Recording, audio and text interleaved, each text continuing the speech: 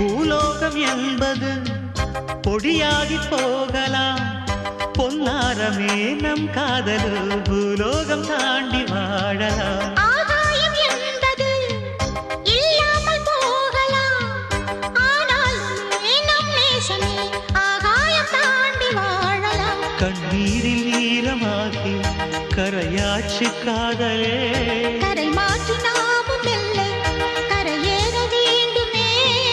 நாளை வரும் காலம் நம்மை